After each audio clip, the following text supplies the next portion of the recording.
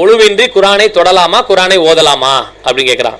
இந்த கேள்வி ஏன் இந்த கன்ஃபியூஸ் வருதுன்னா, சில ஆலிம்கள் ஒழுவு இல்லாமல் குரானை தொடக்கூடாது ஓதக்கூடாது அப்படின்னு சொல்லிட்டு அதுக்கு ஒரு குரான் வசனத்தையும் ஆதாரமாக வைப்பாங்க. என்ன வசனம் அப்படின்னா, அல்லாஹ் திருக்குரான்ல சொல்றான், தூய்மையானவர்களை தவிர இதை யாரும் தொடமாட்டார்கள்.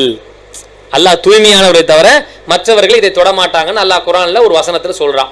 அது யாரை குறிக்குது எதை குறிக்குதுன்னு ஆய்வு செஞ்சு பார்த்தா, அல்லாஹு ரப்புல் ஆலமீன் இடத்துல இருக்கிற லவ்ஃபுல் மௌஃபுல் என்று சொல்லுகிற உலகத்தில் உள்ள எல்லா செயல்பாட்டையும் பதிவு செய்து வைத்திருக்க அந்த கித்தாபை, அந்த புத்தகத்தை சொல்லுகிற வார்த்தை தான் அந்த தூய்மையானவர்களை தவிர மற்றவர்கள் தொடமாட்டாங்க. எதை தொடமாட்டாங்க? அல்லாஹ்விட்ட இருக்கிற வேதம். யார் தொடமாட்டாங்க? வானவர்கள் தொடமாட்டாங்க. தூய்மையானவங்கன்னு அல்லாஹ் வானவர் தான் சொல்றான். ஏன்னா நம்மளாம் தூய்மைக்கு அப்பாற்பட்டவர்கள்.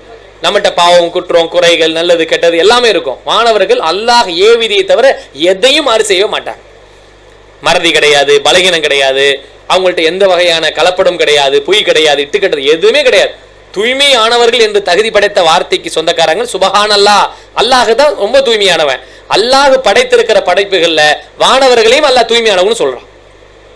அந்த தூய்மையானவர்கள் அந்த அல்லாஹ்விடத்தில் இருக்கிற வேதத்தை தொடமா அவங்கள தவிர மற்றவங்க யாரும் போய் அதை அங்கிருந்து செய்தியை கொண்டு வந்து நம்மள்ட்ட சொல்ல முடியாது அப்படின்னு சொல்லுகிற வசனம் என்பது இறைவனிடத்தில் உள்ள வேதத்தை சொல்லப்படுகிற வார்த்தைக்கு நம்ம குரானை தொடக்கூடாது, தூய்மையானவங்க தவிர மற்றவங்க தொடமாட்டாங்கன்னு சொல்லிட்டு நம்ம ஏதோ தூய்மை இல்லாத நேரத்தை தொடக்கூடாதுன்ற மாதிரியான ஒரு செட்டப்பை சொல்றாங்க. இது அந்த வசனத்தை அதையும் குறிக்கல, அந்த குரானையும் அது குறிக்கல. அல்லாஹ்விடத்துல உள்ள வேதத்தை லவ்ஃபுல் மௌஃபுல் தான் அது குறிக்குது, வானவர்களுக்கு தான் அது குறிக்குது. இந்த வேதத்துக்கு அல்லாஹ் அப்படிப்பட்ட எந்த சட்டத்தையும் சொல்லல. ஒழு இல்லாம குரானை தொடலாமா? தாராளமா தொடலாம். நபிகள் நாயகம் ஸல்லல்லாஹு அலைஹி வஸல்லம் அவங்க அப்படி ஒழு இல்லாம குரானை தொடக்கூடாது ஓதக்கூடாதுன்னு எந்த சட்டத்தையும் வகுக்கல.